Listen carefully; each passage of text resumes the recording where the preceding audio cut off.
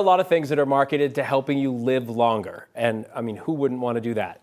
But we're talking about supplements, certain foods, exercising, of course. Yeah, and you always say, does this work, or I'm just throwing my money down the drain, Right. right? There's a lot of money to be made. 9 News medical expert Dr. Pyle Coley joins us now. So it seems like there's always been that goal. I want to live longer. I want to see my grandkids. I want to whatever, but this is like a quest that's really kind of taken off lately. Longevity, longer living. I mean, the fountain of youth people have been searching for forever. Yes. The fountain of youth, but take it a step further, guys. We're not just wanting to live longer, we're wanting to reverse our aging process. Yeah. I like that. Yeah, and so that's where I think science, the culture, and technology has really come together to sort of create this, like you said, Kim, almost a desperation to live longer. Yeah. Now, here's what I tell my patients. There's a difference between lifespan and health span, right?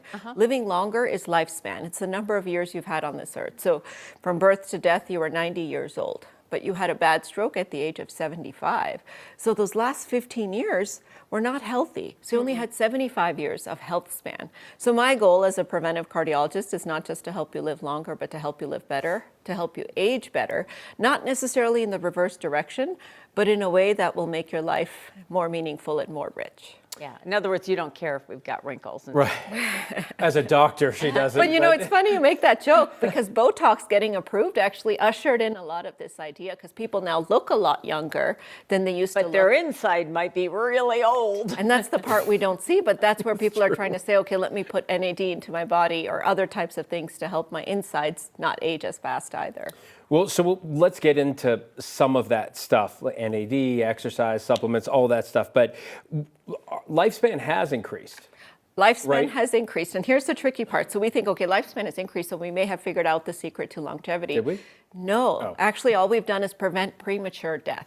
So we've gotten better with vaccines, with antibiotics, with cardiovascular disease, and all the types of things that would have killed us younger. And that's why we're living longer, not because we figured out the secret to not aging despite all the medical advances. Yeah, I mean, when you think about how our ancestors lived, I mean, it was a lot harder, to be fair.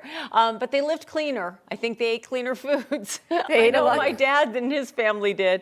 NADs, I don't even know what that stuff is. Yeah, so there's And a lot of... supplements, there's a lot of like anti-aging supplements. There's- Why people believe Kim Kardashian looks so good. Right? That's where it was when in an episode of the Kardashians she's talked about NAD. Then everybody blew up on the What does on it the even social stand media. for? Well, here's what I would say. If Kim Kardashian would purport cholesterol medicines and exercise, That'd be and better. sleep, oh my goodness, the same way, You'd be because happy. there is such a craze to find the magic pill, Yeah. right? There's studies about metformin, there's studies about rapamycin. NAD plus helps with antioxidants, so it's anti-inflammatory supposedly, but giving it back to people has never proven benefit. In fact, it might do some harm. And so essentially what we're trying to do is use medications to reverse the aging process. But there are 4 interventions, 4 characteristics that have been known to have an impact on the aging process. Okay, go for it. And- Give it to me. I'm Give writing it them to me. down. Let's go. Okay, so not smoking. Most Okay. of us have that. Cardiometabolic health, right? So that's our blood pressure, our cholesterol, our diabetes, our waist circumference, all of those types of things. Fitness, VO2 max. We should all know our VO2 max. It's something you can measure and calculate.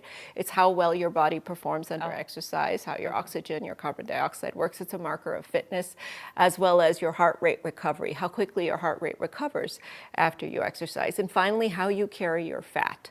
So do you have a lot of bad fat, or do you have, there's white fat and there's brown fat, so there's different types of fat.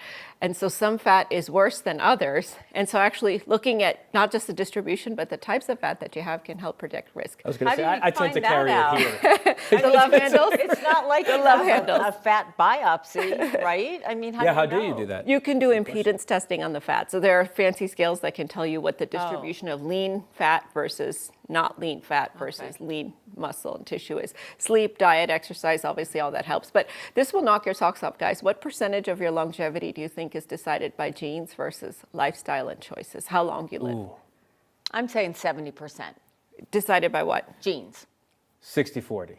It's 85-15. Whoa. So on a 85 population, genes? 85 genes, 15, sorry, backwards. 85 lifestyle, 15 genes. Really? Really? Yes. We both went heavy on the genes Yes. because you'd think so that. 85% of it, because even the way your genes are turned on is determined by your lifestyle. So I really want you to walk away with this, which is that it's not just, oh, you're going to live this long because your mom lived to 99, that's what you're going to do. It's really how you live your life that's going to make a huge impact. Next time, we'd appreciate you coming in with a pill to give us to make us live longer. Could you I'll do that? work on that. Okay, thank you. Taking away the treats again. Thank you, Dr. Coley. Thanks.